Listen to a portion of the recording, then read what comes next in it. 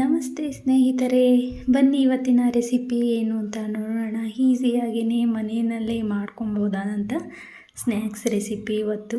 ಮಕ್ಕಳಂತೂ ಈಗ ರಜೆ ಇರೋದ್ರಿಂದ ಏನಾದರೂ ಸ್ನ್ಯಾಕ್ಸ್ ಕೇಳ್ತಾ ಇರ್ತಾರೆ. ಒಂದೇ ಥರದ ಸ್ನ್ಯಾಕ್ಸ್ ಬೇಜಾರು ಕೂಡ ಆಗಿರುತ್ತೆ. ಹಾಗಾಗಿ ಬನ್ನಿ ಇವತ್ತು ಈ ರೆಸಿಪಿನ ಟ್ರೈ ಮಾಡೋಣ. ನಾನಿಲ್ಲಿ 1-2 ಆಲೂಗೆಡ್ಡೆನ ಚೆನ್ನಾಗಿ ತೊಳೆದು ಅದನ್ನು ಸಿಪ್ಪೆ ತೆಗಿತಾ ಇದ್ದೀನಿ.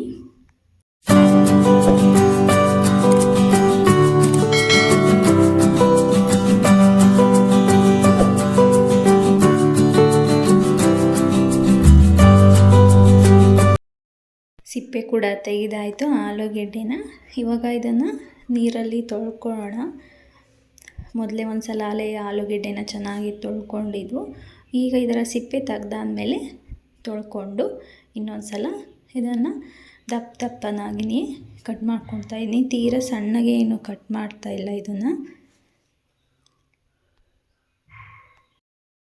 ಹಾಗೆಯೇ ನನ್ನ ಯೂಟ್ಯೂಬ್ ಚಾನಲ್ನ ನೋಡುವಂಥ ನನ್ನ ಎಲ್ಲ ಸ್ನೇಹಿತರುಗಳು ಕೂಡ ಪ್ಲೀಸ್ ಸಬ್ಸ್ಕ್ರೈಬ್ ಮಾಡ್ಕೊಂಡು ನೋಡಿ, ಹಾಗೆ ಲೈಕು ಮತ್ತು ಕಾಮೆಂಟ್ ಮಾಡಿ.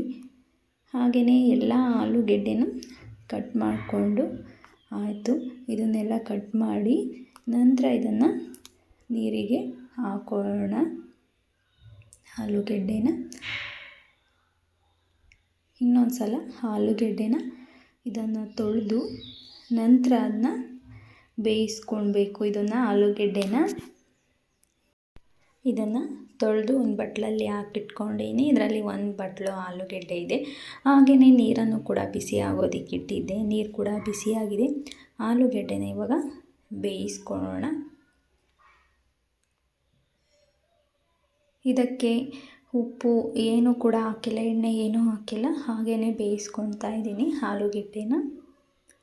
ಇದನ್ನು ಜಾಸ್ತಿ ಹೊತ್ತು ಬೇಯಿಸೋ ಅವಶ್ಯಕತೆ ಏನಿಲ್ಲ.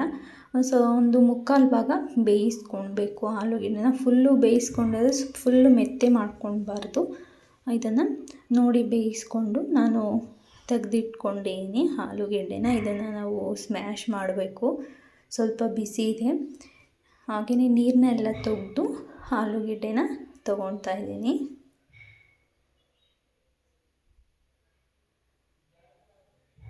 ನೋಡಿ ಇಷ್ಟು ಬೆಂದಿದೆ. ಇಷ್ಟು ಬೆಂದಿದ್ರೆ ಸಾಕು, ತೀರಾ ಜಾಸ್ತಿ ಏನು ಬೇಯಿಸೋದು ಬೇಡ. ಇವಾಗ ಇದನ್ನು ನಾವು ಸ್ಮ್ಯಾಶ್ ಮಾಡ್ಕೊಳ್ಳೋಣ. ಆಲೂಗೆಡ್ಡೆನ ಜಾಸ್ತಿ ಬೇಯಿಸ್ಕೊಳ್ಳೋದ್ರಿಂದ ಏನಾಗುತ್ತೆ ಅಂದರೆ ನಾವು ಕಾರ್ನ್ಫ್ಲವರ್ ಹಾಕ್ತೀವಲ್ಲ, ನೀರು ಥರ ಆಗಿಬಿಡುತ್ತೆ. ಹಾಗಾಗಿ ಇದರಲ್ಲಿ ಜಾಸ್ತಿ ಬೇಯಿಸ್ಕೊಬಾರ್ದು. ಈ ಥರ ಬೇಯಿಸ್ಕೊಂಡ್ರೆ ಟೇಸ್ಟು ಕೂಡ ತುಂಬ ಚೆನ್ನಾಗಿರುತ್ತೆ. ಹಾಗಾಗಿ ನಾನು ಜಾಸ್ತಿ ಮೆತ್ತೆ ಆಗೋವರೆಗೂ ಕೂಡ ಬೇಯಿಸ್ಕೊಂಡಿಲ್ಲ. ಇದನ್ನು ಫುಲ್ಲು ಸ್ಮ್ಯಾಶ್ ಮಾಡಿ ಆಗಿದೆ. ಇದಕ್ಕೆ ನಾವು ಇದನ್ನು ಒಂದು ಸ್ವಲ್ಪನೂ ಆಲೂಗೆಡ್ಡೆ ಇರೋದು ಹಾಗೆ ಇದನ್ನು ಸ್ಮ್ಯಾಶ್ ಮಾಡ್ಕೊಬೇಕು. ನಾನಿಲ್ಲಿ ಕರಿಬೇವಿನ ಸೊಪ್ಪನ್ನು ಸಣ್ಣದಾಗಿ ಕಟ್ ಮಾಡಿ ಹಾಕ್ಕೊಳ್ತಾ ಇದ್ದೀನಿ. ಹಾಗೆಯೇ ಇದಕ್ಕೆ ಚಿಲ್ಲಿ ಸ್ಪೆಕ್ಸ್ನ ಹಾಕ್ತಾ ಇದ್ದೀನಿ. ಹಾಗೆ ಇದಕ್ಕೆ ಸ್ವಲ್ಪ ಎಳ್ಳು. ಈ ಚಿಲ್ಲಿ ಸ್ಪೆಕ್ಸ್ ಹಾಕೋದ್ರಿಂದ ಏನಾಗುತ್ತೆ ಅಂದರೆ ತಿನ್ನಬೇಕಾದ್ರೆ ಅಲ್ಲೆಲ್ಲೇ ಖಾರ ಸಿಗ್ತಾ ಇರುತ್ತೆ, ತುಂಬ ಚೆನ್ನಾಗಿರುತ್ತೆ ಟೇಸ್ಟಿಯಾಗಿ. ಹಾಗೆ ನಾನು ಇದಕ್ಕೆ ಸ್ವಲ್ಪ ರುಚಿಗೆ ತಕ್ಕಷ್ಟು ಅಂತ ಉಪ್ಪು, ಹಾಗೆ ಇದಕ್ಕೆ ನಾನು ಸ್ವಲ್ಪ 1/4 ಸ್ಪೂನಷ್ಟು ಚಾಟ್ ಮಸಾಲ ಹಾಕಿದ್ದೀನಿ. ಟೇಸ್ಟ್ ಅಂತ ತುಂಬ ಚೆನ್ನಾಗಿರುತ್ತೆ. ಚಾಟ್ ಮಸಾಲ ಹಾಕೋದ್ರಿಂದ ಹುಳಿ ಮತ್ತು ಉಪ್ಪು ಖಾರ ಎಲ್ಲ ಇರೋದ್ರಿಂದ ಚಾಟ್ ಮಸಾಲ ಹಾಕಿದ್ರೆ ಟೇಸ್ಟ್ ಮಾತ್ರ ಸಖತ್ತಾಗಿರುತ್ತೆ ಅಂತಲೇ ಹೇಳ್ಬೋದು. ಹಾಗೆಯೇ ನಾನಿಲ್ಲಿ 1 ಬಟ್ಲು ಹಿಟ್ಟನ್ನು ತೊಗೊಂಡು ಸ್ವಲ್ಪನೇ ಹಾಕ್ಕೊಂಡು ಮಿಕ್ಸ್ ಮಾಡಿಕೊಂಡೆ. ಹಾಗೆ ನಂತರ ಇನ್ನೂ 1 ಬಟ್ಲು ಫುಲ್ ಹಾಕಿದ್ದೆ ಮತ್ತು ಸ್ವಲ್ಪ ಕೈನಲ್ಲೇ ಚೆನ್ನಾಗಿ ಕಲಿಸ್ಕೊಂಡಿದ್ದೀನಿ. ತೀರಾ ತೆಳು ಮಾಡ್ಕೊಳ್ಬಾರ್ದು, ಒಂದು ಸ್ವಲ್ಪ ಗಟ್ಟಿ ಥರನೇ ಇರಬೇಕು. ನಾನು ಕೈಗೆ ಸ್ವಲ್ಪ ಎಣ್ಣೆನ ಹಚ್ಕೊಂಡು ಈ ಥರ ನಾದ್ಕೊಳ್ತಾ ಇದ್ದೀನಿ. ಇದು ಉದ್ದುದ್ದವಾಗಿ ಮಾಡ್ತಾಯಿದ್ದೀನಿ. ಬೇಕಾದರೆ ಇದನ್ನು ಹೊಸ್ತು ರೌಂಡ್ ಶೇಪಲ್ಲೂ ಕೋಡ್ಬಳೆ ಥರನೂ ಮಾಡ್ಕೊಳ್ಬೋದು. ಆದರೆ ಈ ಥರ ಮಾಡಿದ್ರೆ ನೋಡೋದಕ್ಕೂ ತುಂಬ ಚೆನ್ನಾಗಿರುತ್ತೆ. ಈ ಮಕ್ಕಳು ಕುರ್ಕುರೆ ಆ ಥರ ಎಲ್ಲ ತಿಂತಾರಲ್ಲ, ಆ ಥರ ಈ ಥರ ಮಾಡಿದ್ರೆ ನೋಡೋಕ್ಕೆ ಚೆನ್ನಾಗಿರುತ್ತೆ, ಮಕ್ಕಳು ಕೂಡ ಇಷ್ಟ ಆಗುತ್ತೆ. ಹಾಗಾಗಿ ನಾನು ಇದೇ ಥರನೇ ಮಾಡ್ತಾಯಿದ್ದೀನಿ. ಕೈನಲ್ಲಿ ಒಸೆಯೋದಕ್ಕಿಂತ ಈ ಥರ ಸ್ವಲ್ಪ ಎಣ್ಣೆ ಹಚ್ಕೊಂಡು ಮಣೆ ಮೇಲೋ ಇಲ್ಲ ಕಲ್ಲಿದ್ರ ಮೇಲೇನೋ ಚೆನ್ನಾಗಿ ಒಸ್ದು ಇದನ್ನು ನಾವು ಎಷ್ಟುದ್ದ ಬೇಕೋ ಅಷ್ಟಿಷ್ಟು ಇದನ್ನು ಕಟ್ ಮಾಡ್ಕೊಳ್ಬೋದು, ಬೇಗನೂ ಕೂಡ ಮಾಡ್ಕೊಳ್ಬೋದು ಈ ಥರ.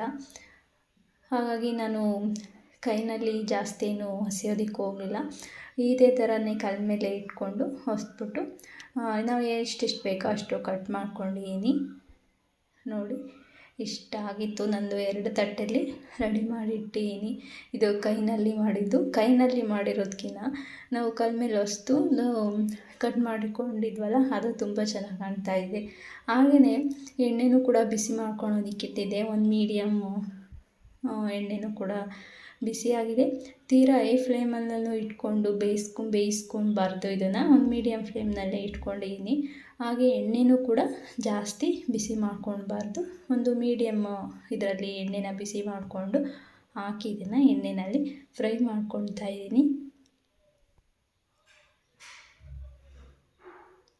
ಇದು ಹಾಕಿದ ತಕ್ಷಣವೇ ಏನು ಕೈ ಆಡಲಿಲ್ಲ, ಹಾಗೆಯೇ ಒಂದು 5 ನಿಮಿಷ ಬಿಟ್ಟು ಹಾಗೆ ಕೈ ಆಡಿಸ್ತಾ ಇದ್ದೀನಿ. ಹಾಗಾದ್ರೂ ನೋಡಿ ಒಂದೊಂದು ಅಂಟ್ಕೊಂಡಿದೆ, ಅದು ಏನೂ ಆಗೋದಿಲ್ಲ. ಹಾಗೆಯೇ ಸ್ವಲ್ಪ ಹಿಂಗೆ ಇದರಲ್ಲೇ ಬಿಡಿ ಬಿಡಿ ಮಾಡ್ಬೋದು. ಇದನ್ನು ಬಿಡಿ ಬಿಡಿ ಆಗುತ್ತೆ, ಏನು ಅಷ್ಟು ಅಂಟ್ಕೊಳೋದಿಲ್ಲ. ಇದನ್ನು ಒಂದು ಸ್ವಲ್ಪ ಚೆನ್ನಾಗಿಯೇ ಫ್ರೈ ಮಾಡಬೇಕು ಎಣ್ಣೆಯಲ್ಲಿ. ಒಂದು ಸ್ವಲ್ಪ ಕಲರ್ ಚೇಂಜ್ ಆಗಬೇಕು. ಇದು ಇನ್ನೂ ಫುಲ್ ಆಗಿಲ್ಲ, ಒಂದು ಅರ್ಧ ಬೆಂದಿದೆ. ಇದನ್ನ ಇನ್ನೂ ಸ್ವಲ್ಪ ಕಲರ್ ಚೇಂಜ್ ಆಗೋವರೆಗೂ ಕೂಡ ಫ್ರೈ ಮಾಡಬೇಕು. ಸ್ವಲ್ಪ ಗೋಲ್ಡ್ ಕಲರ್ ಬರಬೇಕಿದು. ಫ್ರೈ ಆಗಿದೆ, ಇದನ್ನು ತಕ್ಕೊಳ್ಳೋಣ ಇವಾಗ. ಕ್ರಿಸ್ಪಿಯಾಗಿ ತುಂಬ ಚೆನ್ನಾಗಿದೆ. ಹಾಗೆಯೇ ನಾವು ಮಾಡಿಟ್ಕೊಂಡಿರೋಂಥ ಎಲ್ಲದನ್ನು ಆಲೂಗೆಡ್ಡೆ ಯೂಸ್ ಮಾಡಿರೋಂಥ ಸ್ನ್ಯಾಕ್ಸ್ನ ಎಣ್ಣೆಯಲ್ಲಿ ಫ್ರೈ ಮಾಡ್ಕೊಂಡು ನಾನು ಎಲ್ಲದನ್ನು ಕೂಡ ಹಾಗೆಯೇ ಫ್ರೈ ಮಾಡ್ಕೊತೀನಿ.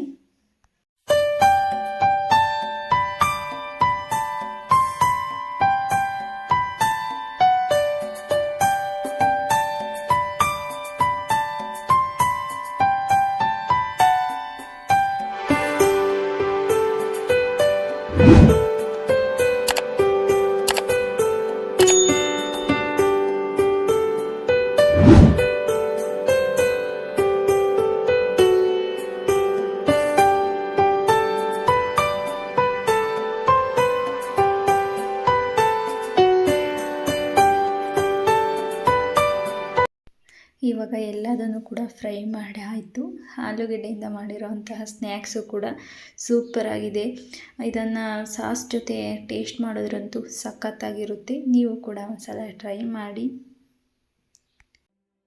ನನ್ನ ವಿಡಿಯೋ ಇಷ್ಟ ಆಗಿದ್ದರೆ ಪ್ಲೀಸ್ ಒಂದು ಲೈಕ್ ಕೊಡೋದು ಮಾತ್ರ ಮರಿಬೇಡಿ.